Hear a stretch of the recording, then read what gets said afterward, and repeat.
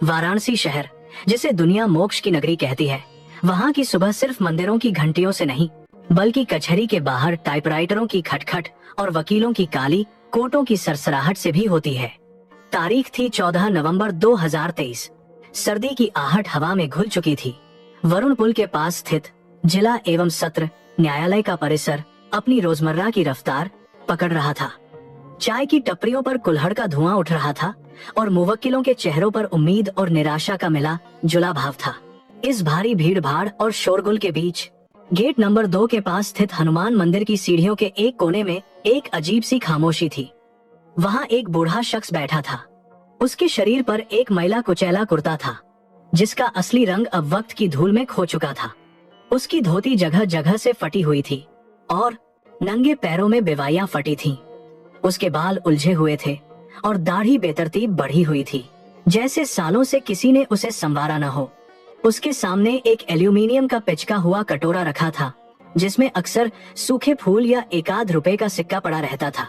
वहां से गुजरने वाले सैकड़ों लोग उसे देखते, पर कोई उसे देखता नहीं था। नए वकील उसे बाबा कहकर पुकारते, तो पुराने मुंशी उसे मानसिक रूप से विक्षिप्त समझकर हिकारत भरी नजरों से देखकर आगे बढ़ जाते।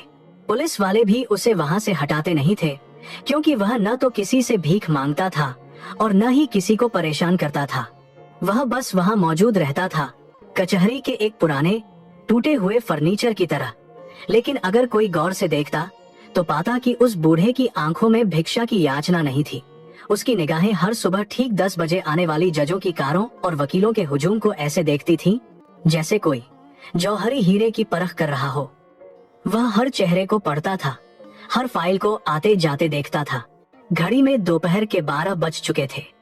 कोर्ट रूम नंबर 4 में कार्यवाही अपने चरम पर थी। यह अदालत थी अतिरिक्त जिला एवं सत्र न्यायाधीश विक्रमजीत सिंह की। विक्रमजीत सिंह अपनी सख्त मिजाजी और भारतीय दंड संहिता पर अपनी गहरी पकड़ के लिए पूरे पूर्वांचल में मशहूर थे। कहा जाता था कि उनकी अदालत में झूठ बोलना अपने पैरों पर कुल्हाड़ी मारने जैसा है। उस दिन जिस मामले की सुनवाई चल रही थी, वह शहर का सबसे चर्चित पूर्वांचल इंफ्रास्ट्रक्चर लैंड स्कैम था। यह करोड़ों का घोटाला था, जिसमें शहर के कई रसूखदार बिल्डर और सफेदपोश नेता फंसे हुए थे। अदालत खचाखच भरी थी। एसी की हल्की गुनगुनाहट के बीच वकीलों की बहस चल रही थी। बचाव पक्ष के वकील अपनी दलीलें पेश कर रहे थे और माहौल काफी तनावपूर्ण था। जज विक्रमजीत सिंह फाइलों में सिर खपाए हुए थे। तभी अचानक उन्हें घुटन महसूस हुई और उन्होंने अपना ध्यान फाइलों से हटाकर अपने दाएं ओर स्थित खिड़की की तरफ कर लिया। कोर्ट रूम नंबर 4 की वो खिड़की सीधे हनुमान मंदिर के उस कोने पर खुलती थी, जहां वह बूढ़ा भिखारी बैठा रहता था। जज साहब ने देखा कि बाहर कुछ हलचल हो रही थी। 2 आवारा कुत्ते आपस में लड़ रहे थे और उस बूढ़े के पास रखे खाने के एक छोटे से पैकेट को झपटने की कोशिश कर रहे थे। सामान्यतः ऐसी स्थिति में कोई भी भिखारी अपनी लाठी उठाता, कुत्तों को मारता या चिल्लाकर भगा देता, अपनी रोटी बचाने के लिए संघर्ष करता। लेकिन उस बूढ़े ने ऐसा नहीं किया। जज विक्रमजीत सिंह ने देखा कि उस बूढ़े ने बड़ी शांति से अपना बचा हुआ खाना उठाया। उसने उसे अपनी तरफ नहीं खींचा, बल्कि धीरे से उसे कुत्तों के सामने सरका दिया। कुत्ते शांत हो गए और खाना खाने लगे। इसके बाद उस बूढ़े ने जो किया, उसने जज की नजरों को जकड़ लिया। उसने अपनी मैली धोती को ठीक किया, अपनी रीढ़ की हड्डी को बिल्कुल सीधा किया और वापस उसी मुद्रा में बैठ गया। कमर बिल्कुल सीधी, गर्दन तनी हुई, नजरें सामने और दोनों हाथ घुटनों पर। यह बैठने का तरीका किसी आम इंसान का नहीं था। यह पोस्चर, यह शारीरिक भाषा विक्रमजीत सिंह को बहुत जानी पहचानी लगी। यह तरीका था एक ऐसे शख्स का जिसने सालों तक कुर्सी पर बैठकर तर्कों की दुनिया को संभाला हो, जिसने घंटों तक अदालती कार्यवाही में हिस्सा लिया हो। एक भिखारी भूख मिटाने के लिए लड़ता है, दान नहीं करता, और वह इस तरह अनुशासन में नहीं बैठता। जज का माथा ठनका। अचानक विक्रमजीत सिंह ने मेज पर हाथ रखा। वकील अपनी बहस के बीच में रुक गए। पूरा कोर्ट रूम जज के अगले शब्द का इंतजार करने लगा। उन्होंने अपने पेशकार की ओर इशारा किया। सुनिए, जज की भारी आवाज गूंजी। जी हुजूर, पेशकार ने तुरंत जवाब दिया। बाहर मंदिर की सीढ़ियों के पास जो बुजुर्ग बैठे हैं, उन्हें सम्मान सहित अंदर बुलाइए। यह सुनते ही पूरे कोर्ट रूम में एक अजीब सी खामोशी छा गई। वहां मौजूद वकील एक दूसरे का मुंह ताकने लगे। सरकारी वकील ने डिफेंस लॉयर की तरफ देखा, जैसे पूछ रहे हों कि क्या उन्होंने सही सुना। मीडिया वाले जो अंदर मौजूद थे अपने पेन और नोटपैड लेकर सतर्क हो गए। एक भिखारी, इस हाई प्रोफाइल केस की सुनवाई के बीच आखिर जज साहब उसे क्यों बुला रहे हैं? 2 कांस्टेबल बाहर गए। उन्होंने बूढ़े के पास जाकर उसे हिलाया। अरे बाबा उठो, साहब ने बुलाया है। बूढ़े ने अपनी धुंधली आंखों से कांस्टेबल को देखा। उसने कोई सवाल नहीं किया। उसने यह नहीं पूछा कि क्यों या किस लिए। उसने बस अपनी लाठी उठाई और कांपते पैरों से खड़ा हुआ। उसके चलने में एक अजीब सा लय था, धीमा लेकिन सधा हुआ। 4 कदम चलने में उसे काफी वक्त लगा, लेकिन उसका सिर नहीं झुका। जब वह कोर्ट रूम में दाखिल हुआ तो वहां की फिनाइल की गंध और पुराने कागजों की महक ने उसका स्वागत किया। फटे कपड़े, नंगे पैर और धूल से सना चेहरा। लेकिन जैसे ही उसने कटघरे और जज की ऊंची कुर्सी को देखा, उसकी आंखों की चमक बदल गई। उसने दरवाजे पर ही रुककर लगभग आदत के अनुसार जज की कुर्सी को नमन किया, बिल्कुल वैसे ही जैसे एक अनुभवी वकील अदालत में घुसते वक्त करता है। जस्टिस विक्रमजीत सिंह उसे गौर से देख रहे थे। उसकी चाल ढाल में एक गरिमा थी जो उसकी गरीबी में भी छिपी नहीं थी। आप रोज यहाँ बैठते हैं? जज ने पूछा। बूढ़े ने सिर उठाया। उसकी आवाज फटी हुई थी, जैसे सालों से उसने किसी से लंबी बात न की हो। जी माय लॉर्ड, माय लॉर्ड। यह शब्द उसने इतनी सहजता और अधिकार के साथ बोला जैसे वह कल ही किसी केस की बहस करके निकला हो। एक आम भिखारी साहब, मालिक या जज साहब कहता है। माय लॉर्ड का उच्चारण और लहजा बता रहा था कि यह शब्द उसकी जुबान पर रटा हुआ है।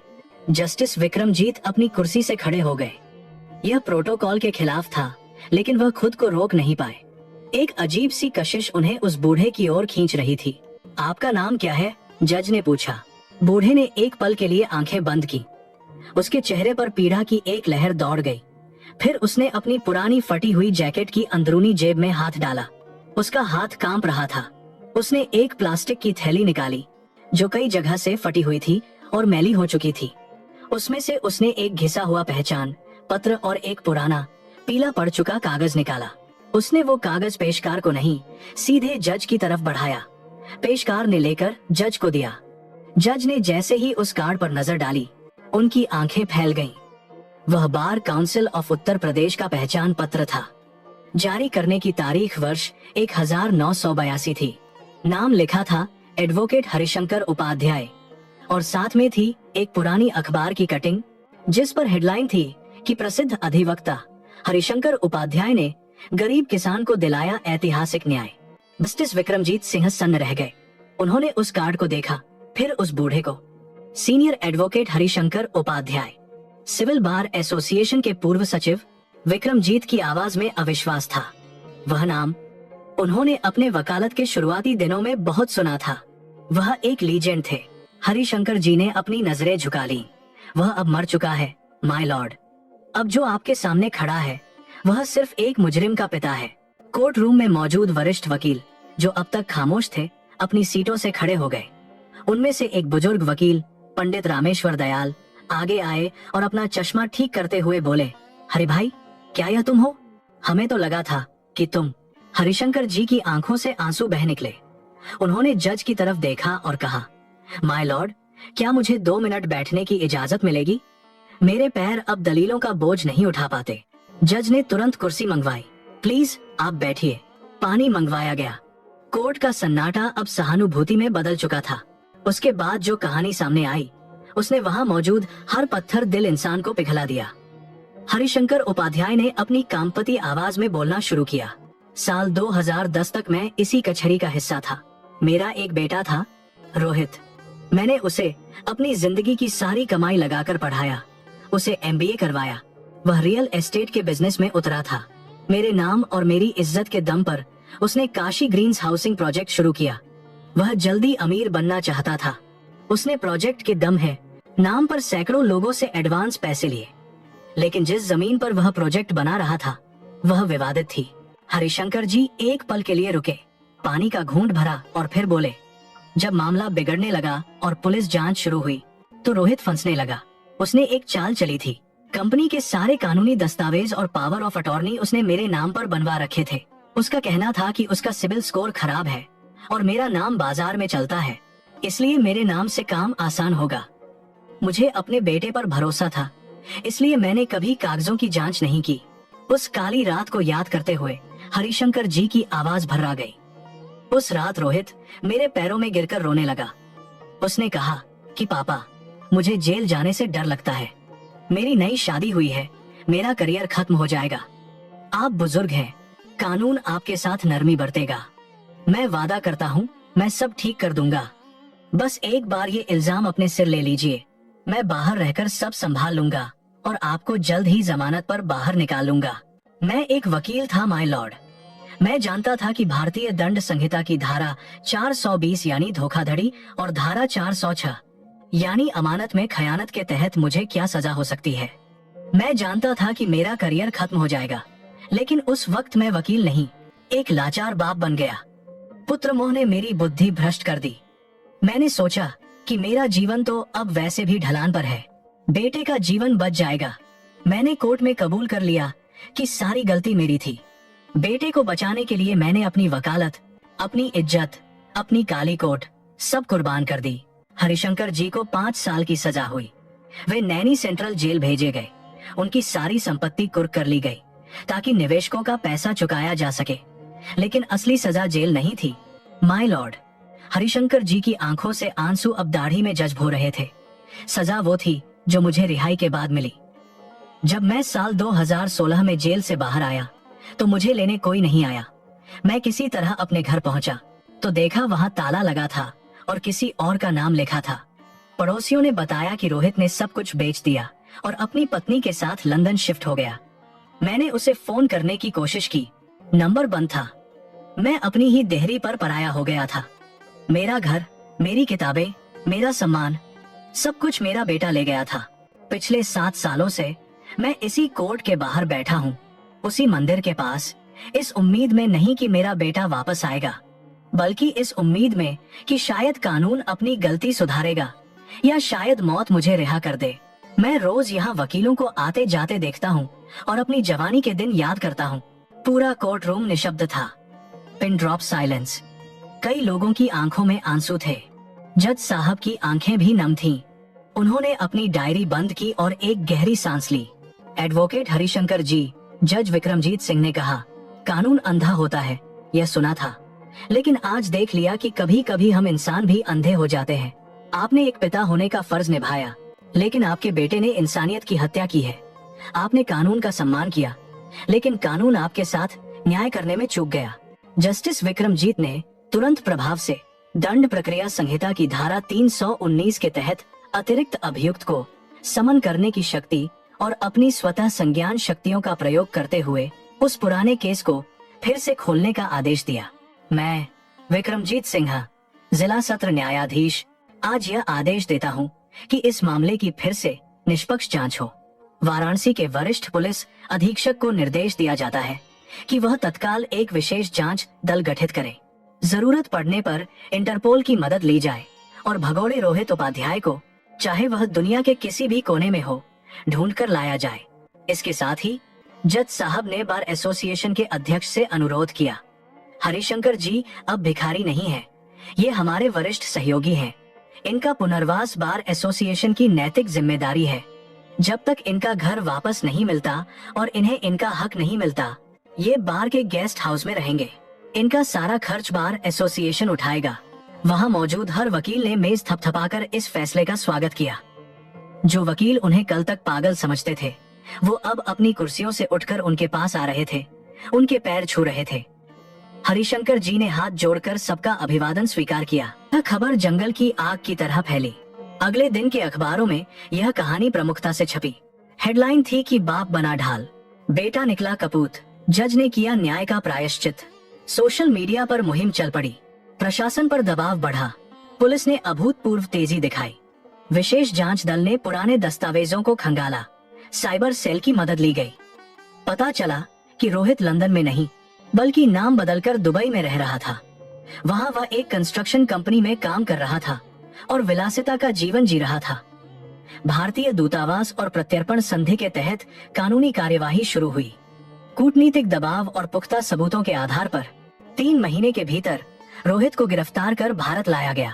तारीख थी 12 मार्च 2024। वही कोर्ट रूम नंबर 4, वही जज विक्रमजीत सिंह। लेकिन इस बार नजारा पूरी तरह बदल चुका था। हरिशंकर जी अब फटे कपड़ों में नहीं थे। उन्होंने एक साफ सुथरा काला कोट और सफेद बैंड पहन रखा था। बार एसोसिएशन ने सम्मान पूर्वक उनका लाइसेंस रिन्यू करवा दिया था। उनके चेहरे पर अब लाचारी नहीं, बल्कि एक गंभीर शांति थी। कटघरे में उनका बेटा रोहित खड़ा था। वह रईस ज्यादा नहीं लग रहा था। हथकड़ियों में जकड़ा हुआ, सिर झुकाए, वह अपने पिता से नजरें नहीं मिला पा रहा था। जज ने रोहित से पूछा, तुम्हें अपने बचाव में कुछ कहना है? रोहित चुप रहा। उसके पास कहने को कुछ नहीं था। सारे सबूत उसके खिलाफ थे। पुरानी फाइलों में दबे उसके असली हस्ताक्षर, बैंक ट्रांजैक्शन और पिता के नाम पर की गई धोखाधड़ी के सबूत अब सामने आ चुके थे। सरकारी वकील ने साबित कर दिया कि असली मास्टरमाइंड रोहित ही था और उसने अपने पिता के विश्वास का आपराधिक हनन किया था। जज विक्रमजीत सिंह ने अपना फैसला सुनाना शुरू किया। अदालत में सन्नाटा था। अभियुक्त रोहित उपाध्याय को भारतीय दंड संहिता की धारा 420 यानी धोखाधड़ी, धारा 467 यानी बहुमूल्य सुरक्षा की जालसाजी और माता पिता और वरिष्ठ नागरिकों का भरण पोषण और कल्याण अधिनियम के तहत दोषी पाया जाता है। चूंकि इसने न केवल जनता के साथ धोखा किया, बल्कि न्यायिक प्रक्रिया का मजाक उड़ाया और अपने पिता के जीवन को नर्क बना दिया, यह अदालत इसे 10 वर्ष के कठोर कारावास की सजा सुनाती है। साथ ही पिता की बेची गई पैतृक संपत्ति को अवैध घोषित कर उसे पुनः हरिशंकर उपाध्याय के नाम हस्तांतरित करने का आदेश देती है। इसके अलावा रोहित की जब्त की गई संपत्ति से पिता को मानसिक प्रताड़ना के लिए 50 लाख रुपए का मुआवजा देने का आदेश दिया जाता है। फैसले के बाद जब पुलिस रोहित को ले जा रही थी, वह एक पल के लिए रुका। उसने अपने पिता की तरफ देखा। शायद उसे उम्मीद थी कि उसका पिता, जिसने एक बार उसके लिए जेल काटी थी, आज फिर पिघल जाएगा। शायद वह माफी की भीख मांगना चाहता था। हरिशंकर जी ने उसकी आंखों में देखा। वहाँ कोई गुस्सा नहीं था, बस एक गहरा खालीपन था। उन्होंने धीमे से मगर स्पष्ट शब्दों में कहा, मैंने एक मुवक्किल को माफ किया था बेटे, लेकिन एक बेटे को माफ नहीं कर सकता जिसने पिता की आत्मा को मार दिया हो। आज मैं आजाद हुआ हूँ और तुम अपनी करनी के कैदी बने हो। रोहित को ले जाया गया। कोर्ट रूम तालियों की गड़गड़ाहट से गूंज उठा। शाम ढल रही थी। हरिशंकर जी कोर्ट से बाहर निकले। वह सीधे उसी हनुमान मंदिर के पास गए। वहां जाकर उन्होंने माथा टेका। आज उनका कटोरा वहां नहीं था। आज वहां वकीलों और कानून के छात्रों की भीड़ थी जो उनसे आशीर्वाद लेने आई थी। वह जगह जहां वह एक भिखारी बनकर बैठे थे, अब एक तीर्थ जैसी बन गई थी। जस्टिस विक्रमजीत सिंह कोर्ट से निकलकर अपनी कार की तरफ जा रहे थे। उन्होंने देखा कि हरिशंकर जी मंदिर की सीढ़ियों पर खड़े होकर आसमान की तरफ देख रहे हैं। जज साहब उनके पास गए। हरिशंकर जी ने उन्हें देखा और हाथ जोड़ लिए। माय लॉर्ड, आपने मुझे मेरी जिंदगी वापस दी है। जज विक्रमजीत मुस्कुराए और हरिशंकर जी का हाथ थाम लिया। नहीं सर, आपने हमें सिखाया है कि न्याय केवल कुर्सी पर बैठकर नहीं, कभी कभी कचहरी की सीढ़ियों पर बैठकर भी तपस्या की तरह किया जाता है। आज कोर्ट रूम नंबर 4 का कद आपकी वजह से ऊंचा हुआ है। वाराणसी की हवाओं में आज भी लोग इस कहानी को दोहराते हैं।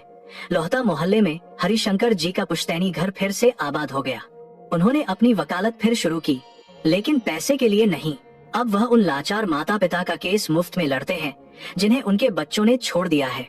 यह कहानी सिर्फ एक वकील और एक जज की नहीं है। यह कहानी एक चेतावनी है और एक सबक भी। चेतावनी यह कि पाप चाहे कितना भी चतुराई से किया जाए, उसका अंत सुनिश्चित है। और सबक यह कि जीवन में आप पद, प्रतिष्ठा और पैसा सब कमा सकते हैं, लेकिन अगर आपने अपने माता पिता का सम्मान खो दिया तो आप दुनिया के सबसे बड़े भिखारी हैं। कानून के हाथ लंबे होते हैं, वे देर सवेर आपकी गिरेबान तक पहुंच ही जाते हैं, लेकिन कर्म के हाथ उससे भी ज्यादा लंबे होते हैं। वाराणसी के घाटों पर गंगा आज भी बहती है और कचहरी के उस मंदिर की सीढ़ियां आज भी गवाह हैं कि सत्य परेशान हो सकता है, लेकिन पराजित नहीं।